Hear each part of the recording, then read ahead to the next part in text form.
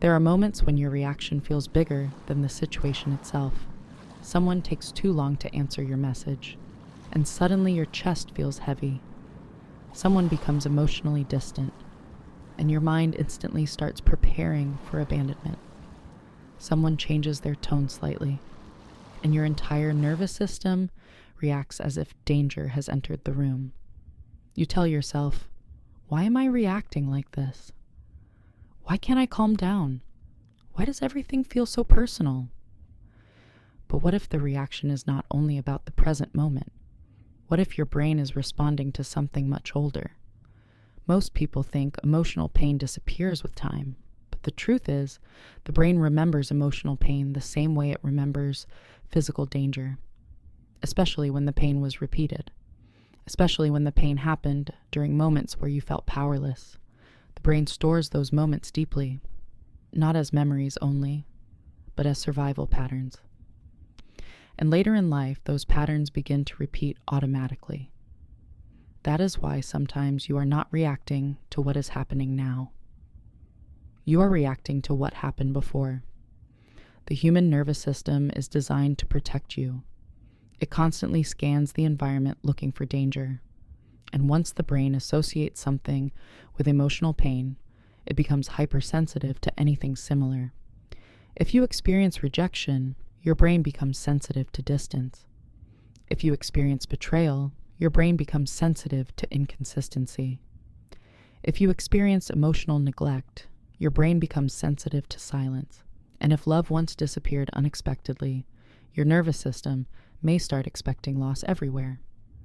This is why emotionally wounded people often live in constant anticipation, waiting, watching, preparing emotionally for something bad to happen, not because they want negativity, but because the brain believes, if I expect pain first, maybe it won't destroy me again. And this creates exhaustion, because living in survival mode is exhausting.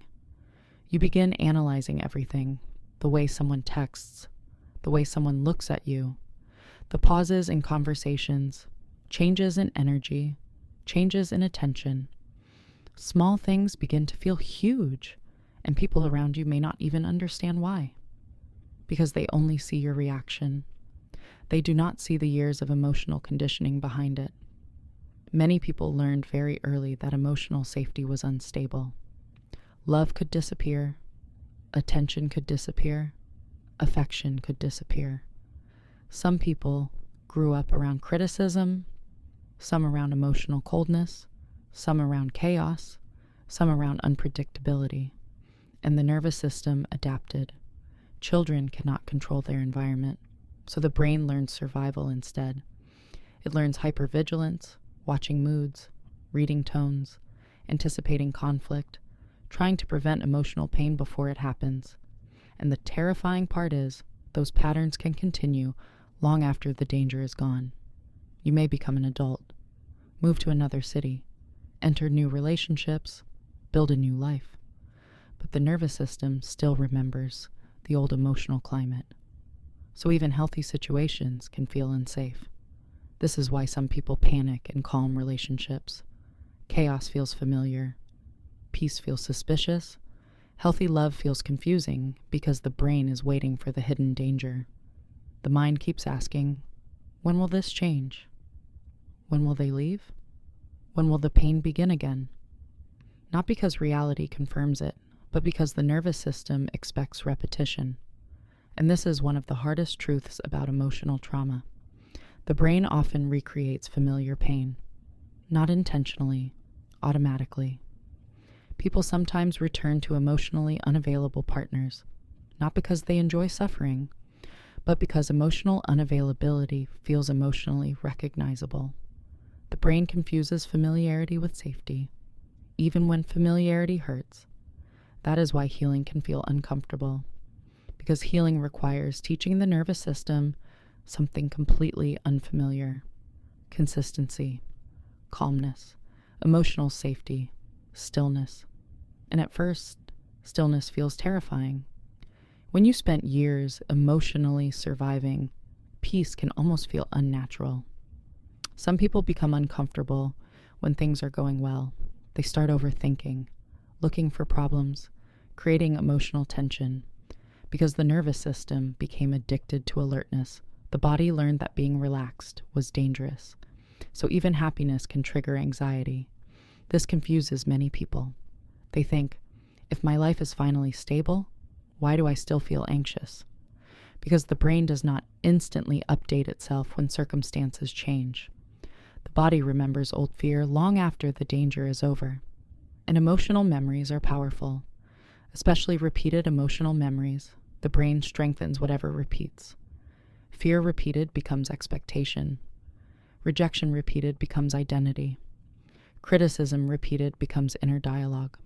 Over time, people stop hearing the voices around them and start hearing those voices inside themselves. That is how emotional pain becomes internalized. At some point, the external criticism becomes self-criticism.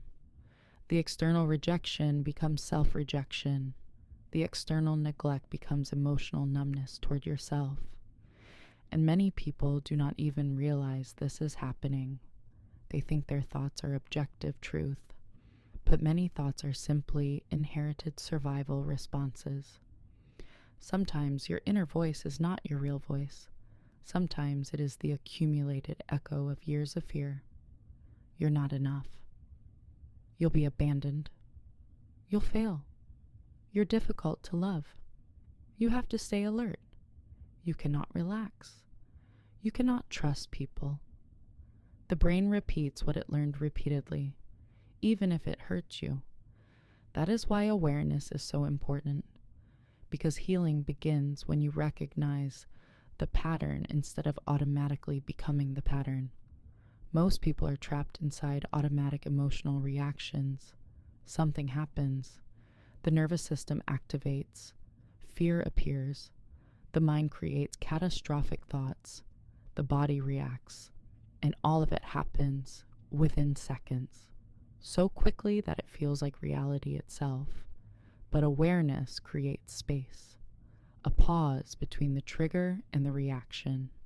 And inside that pause, you begin seeing the difference between the present moment and old emotional memory. This changes everything. Because once you recognize the pattern, you stop blindly obeying it. You begin asking different questions. Is this fear coming from the present? Or is this an old emotional wound reacting? Am I responding to reality or to memory? This is difficult work, because emotional wounds often disguise themselves as intuition. Fear feels convincing. Pain feels convincing, especially old pain. The nervous system does not care about logic when it believes survival is threatened. That is why emotionally triggered people often know they are overreacting, yet still cannot calm down immediately. The body reacts first. Thought comes later. And many people shame themselves for this. They think, I should be stronger. I should be healed already. I should not react this way. But healing is not becoming emotionless. Healing is slowly retraining the nervous system, teaching the body that safety is possible, teaching the brain that not every silence means abandonment, not every disagreement means rejection, not every distance means loss. And this takes repetition, because pain was also learned through repetition. Many people underestimate how deeply repeated emotional experiences shape identity. If a child repeatedly feels ignored, they may unconsciously grow into an adult who believes their emotions do not matter. If someone repeatedly experiences criticism, they may become perfectionistic. If someone repeatedly experiences abandonment, they may become emotionally dependent or emotionally avoidant. Different people develop different survival strategies. Some become overly attached. Some emotionally shut down. Some become people pleasers. Some isolate themselves. Some overachieve. Some constantly seek validation. But underneath many coping mechanisms is the same thing: fear. Fear of being hurt again, and fear changes the way people live.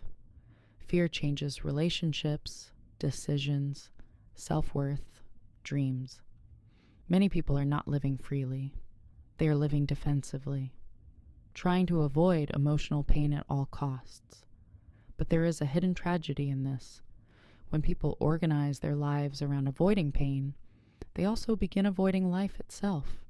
They avoid vulnerability, connection, risk, authenticity. They stay emotionally guarded. And while protection may prevent some pain, it also prevents deep connection. You cannot fully connect while constantly defending yourself emotionally. The nervous system cannot experience deep intimacy while remaining in survival mode. This is why unresolved emotional pain often creates loneliness, even when surrounded by people. Because emotional walls protect you from pain, but they also separate you from closeness. And over time, many people become emotionally exhausted from carrying constant internal tension. They wake up tired, think constantly, replay conversations, anticipate problems, feel emotionally overstimulated. Not because they are weak, because the nervous system was overloaded for too long. Your brain learned fear through repetition, but it can also learn peace the same way.